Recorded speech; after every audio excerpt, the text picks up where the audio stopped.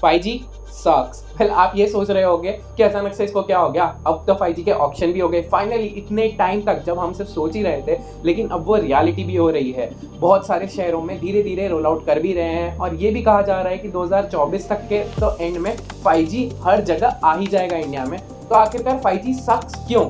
Well उसका reason ये है कि जहां पे एक तरफ ये बताया जा रहा है कि 5G के चलते आप 4K मूवी कुछ सेकंड्स में डाउनलोड कर लोगे, या फिर एक कोने में पूरी दुनिया के रह के दूसरे कोने में आप रोबोट को वायरलेसली कनेक्ट कर पाओगे और उसे कंट्रोल कर पाओगे। लेकिन आखिरकार ये 5G सक्स क्यों? वेल मैं हूं कल्पेश और आप दिख रहे हैं विकीटेक। मेरे साथ इसी वीडियो में बने रहिए और हम एक एक करके इसके सारे राज खोलेंगे। तो चलिए शुरू करते हैं।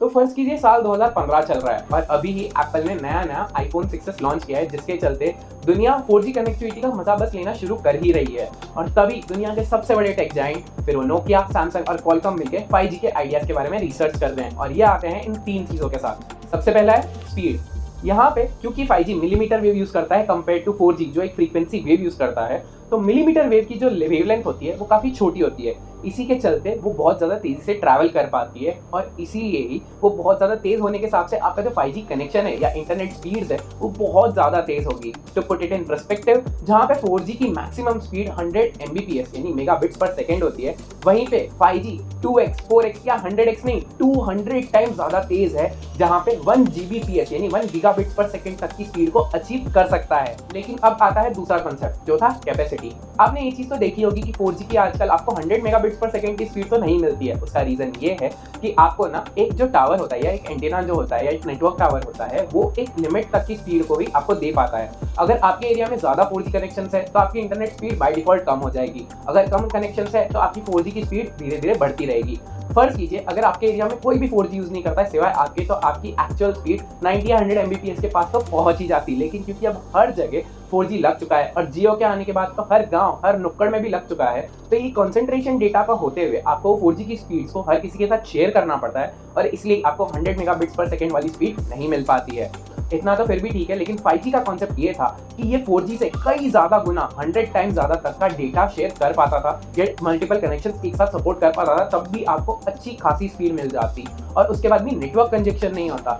इसके अलावा भी इसके कई सारे कॉन्सेप्ट लेके आया था, जैसे कि स्मार्ट सिटीज या फिर IoT यानी इंटरनेट ऑफ थिंग्स। और आखिरी था जीरो लेटेंसी। लेटेंसी क्या होती है? देखो, इंटरनेट का मतलब सिर्फ अपलोड और डाउनलोड नहीं होता है। इंटरनेट का मतलब ये भी होता है कि रिस्पॉन्स टाइम कितना होता है।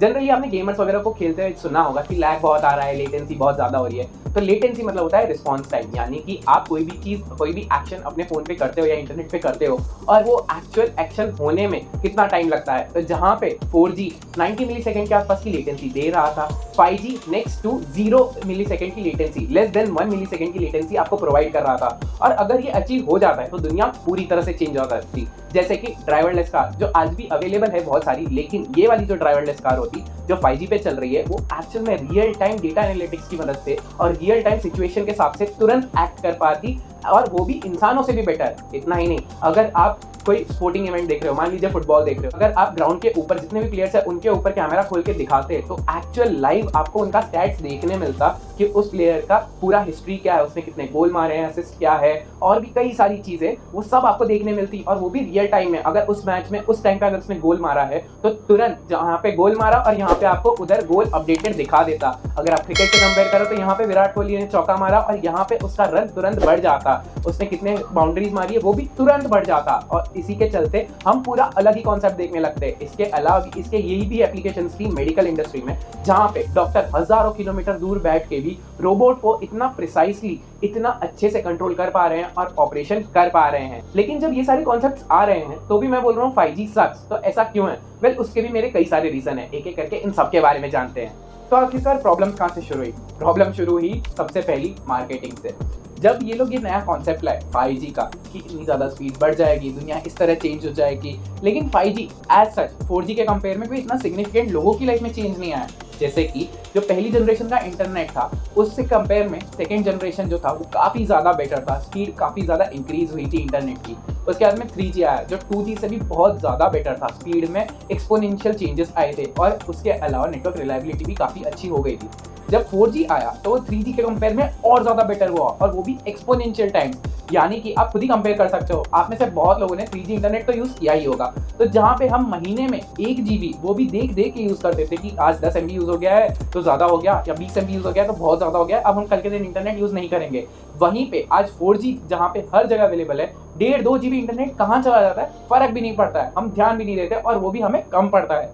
इसी के चलते जब 5G आया तो ऐसा सिग्निफिकेंट कोई चेंज नहीं लाया। हाँ, नो डाउट 5G की इंटरनेट स्पीड 4G के कंपेयर में बहुत ज़्यादा अच्छी है, लेकिन एट द सेम टाइम आज एक नॉर्मल यूज़र या फिर मेजॉरिटी ऑफ लोगों के लिए 4G सफिशिएंट है। आज आप ये जो वीडियो देख रहे हो, या तो आप वाईफाई पे हो या तो आप 4G कनेक्टिविटी पे हो, आपके पास होपफुली एक 4G कनेक्शन तो है ही। आप खाली बस अपने वाईफाई से 4G कनेक्शन पे स्विच हो जाओ, और फिर भी आप बिना बफरिंग के इस वीडियो को 720p या 1080p में इजीली देख पाओगे, और आपको किसी तरह का इश्यू नहीं होगा। सिर्फ इंटरनेट सर्फिंग में ही नहीं, आप कोई भी सोशल मीडिया चला लो, कोई भी इंटरनेट हेवी ऐप्स चला लो, ऑनलाइन गेमिंग कर लो, आपको किसी भी तरह का एज सच इतना ज़्यादा इश्यू नहीं आएगा। और अगर आता भी है तो भी 5G आने से इतना ज़्यादा ड्रास्टिक चेंज नहीं आएगा। अगर आपको इश्यू आता है तो उसके दो ही रीज़न हो सकते हैं। एक, या तो आप जिस एरिया में हो वहाँ पे ऑलरेडी 4G बहुत ज़्यादा सैचुरेट हो चुका है कनेक्शन के मामले में, या फिर दूसरा ये रीज़न है कि 4G आप जहाँ पे हो वहाँ पे 4G इतना ढंग से कनेक्ट नहीं कर पा रहा होगा, या फिर आप उस सर्कल में नहीं होगे जहाँ पे इंटरनेट कनेक्शन थोड़ा सा अच्छा है, तो वो अलग चीज़ हो गई। लेकिन एज सच आप एक ढंग की जगह पे हो, या आप Tier 1 या Tier 2 सिटीज़ में भी हो,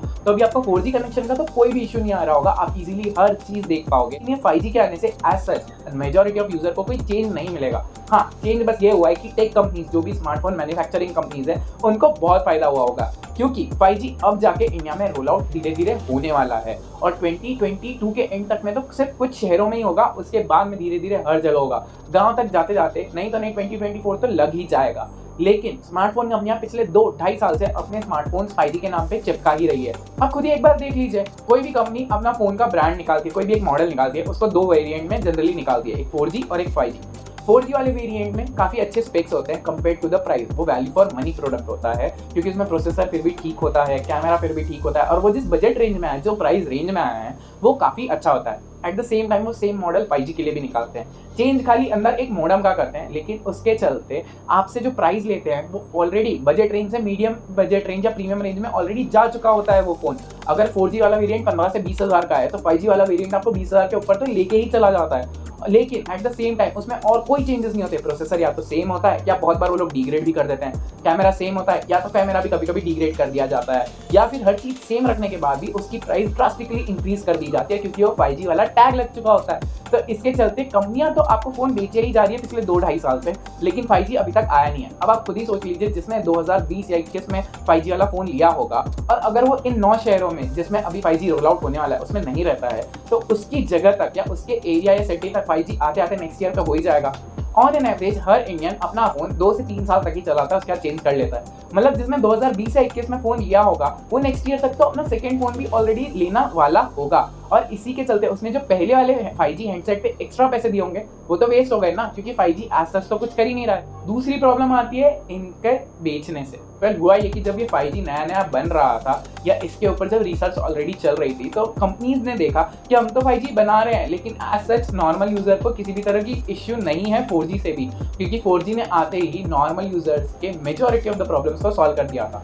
आज आप किसी से भी पूछ लीजिए, मैं आपसे ही पूछता हूँ, आपको 4G में क्या दिक्कत आ रही है, आप ज़्यादा से ज़्यादा क्या बोलोगे? या तो ये बोलोगे कि नेटवर्क रिलायबिलिटी थोड़ी सी और बेटर हो जाए और इंटरनेट स्पीड थोड़ी सी और अच्छी हो जाए तो चल जाएगा, लेकिन उसके अलावा 5G की एज सच कोई वैल्यू नहीं है। नॉर्मल यूजर्स की बात कर रहा हूँ। लेकिन फिर कंपनियों ने क्या किया, जब ये चीज़ देखी तो इसी के चलते उन्होंने सपने बेचना शुरू कर दिया।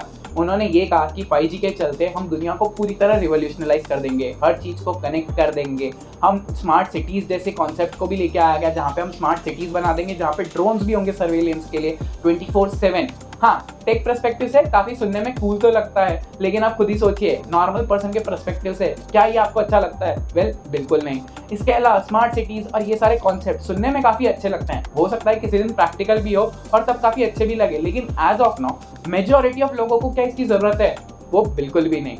इसके अलावा कंपनीज ने कहा कि हम AR VR जैसी चीज़ों पे भी और ज़्यादा इन्वेस्ट करेंगे, उससे भी टेक्नोलॉजी को रिवोल्यूशनलाइज कर देंगे। वेल, आपका तो पता नहीं, लेकिन मैं तो रोड पे कभी भी AR या VR पहन के नहीं जाऊँगा।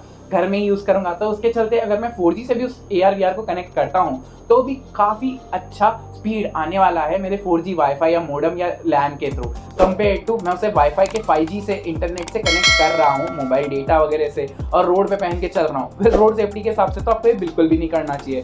इसके अलावा उन्होंने क्या कहा कि इतनी ज़्यादा टेक्नोलॉजी रिवोल्यूशनलाइज हो जाएगी कि जिसके चलते 1000 किलोमीटर दूर बैठ के भी डॉक्टर आपका एकदम प्रिसाइज ऑपरेशन कर देगा, क्योंकि लेटेंसी इतनी नेक्स्ट टू जीरो होगी और इंटरनेट स्पीड्स इतनी ज़्यादा तेज़ होगी कि इसके चलते जो डॉक्टर वहाँ पे मूवमेंट कर रहा है वो सेम रोबोट भी यहाँ पे करेगा और इसके चलते आपका ऑपरेशन एग्जैक्ट वैसा ही होगा जैसा डॉक्टर आपके पास में खड़े रहकर कर रहा है।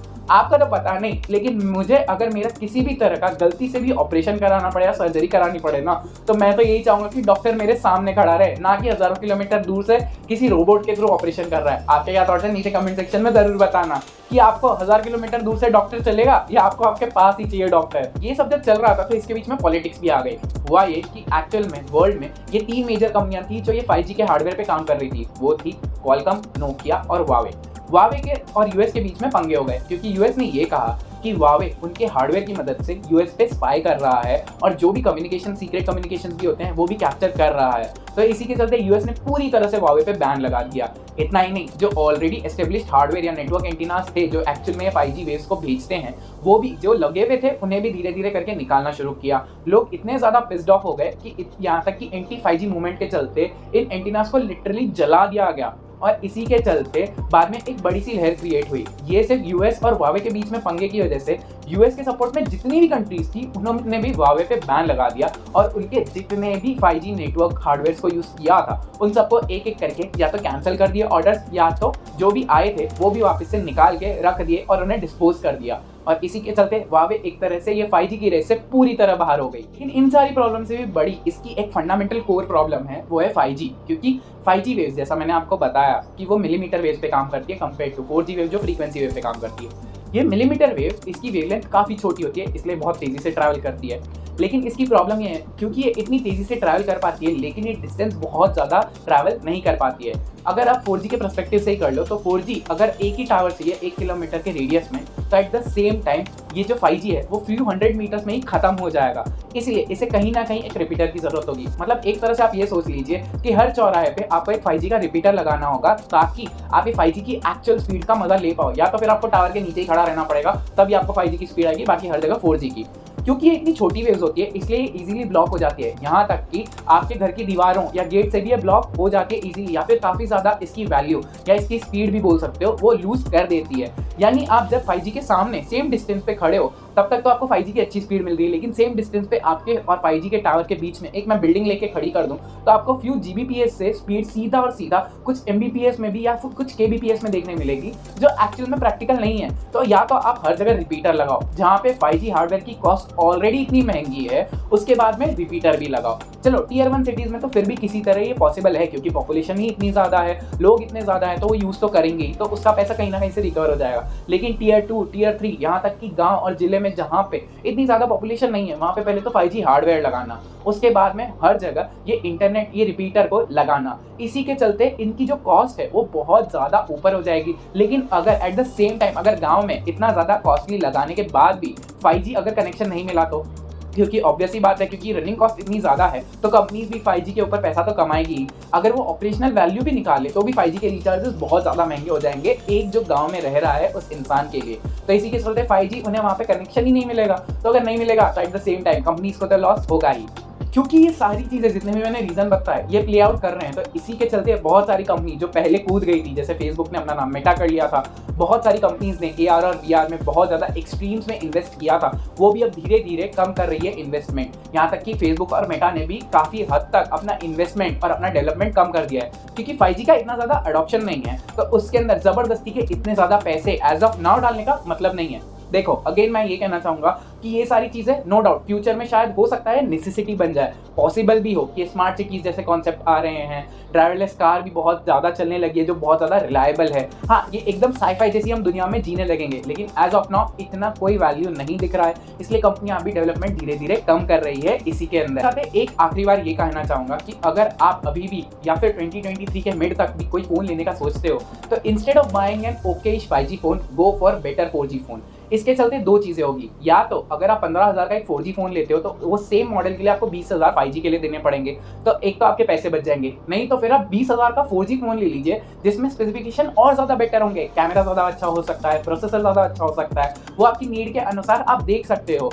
इसी के चलते देखो नेटवर्क स्पीड काफ़ी अच्छी है 4G की। इसके अलावा भी प्रोसेसर वगैरह में अगर आपको और बेटर अपग्रेड मिल जाता है तो आपके लिए अच्छा है। अगर आपको कैमरा सेंट्रिक चाहिए तो कैमरा में और अपग्रेड मिल जाता है तो वो भी आपके लिए ही अच्छा है। आपके क्या थॉट्स है नीचे कमेंट सेक्शन में जरूर बताना। आपके फोन में 5G का अपडेट आ गया है या नहीं, या आप टीयर 1 सिटी में हो या नहीं, नीचे कमेंट सेक्शन में जरूर बताना। आई होप आपको इस वीडियो से कुछ सीखने मिला होगा, कुछ जानने मिला होगा। अगर वीडियो अच्छा लगा है तो लाइक कर दीजिए और दोस्तों के साथ शेयर कर दीजिए। अगर आप चैनल पर नए हो तो चैनल को सब्सक्राइब कर दीजिए, बेल नोटिफिकेशन ऑन कर दीजिए ताकि आपसे आने वाली वीडियो की नोटिफिकेशन मिस ना हो। अगर आपको 2022 में एक नया फोन कैसे खरीदना है वो जानना है तो वो वीडियो ये रहा। अगर आपको ये जानना है कि T20 वर्ल्ड कप कैसे स्ट्रीम होता है आपके फोन पे तो वो वीडियो ये रहा। अंटिल नेक्स्ट टाइम, आप हमेशा ये याद रखना कि ज्ञान बांटने से बढ़ता है।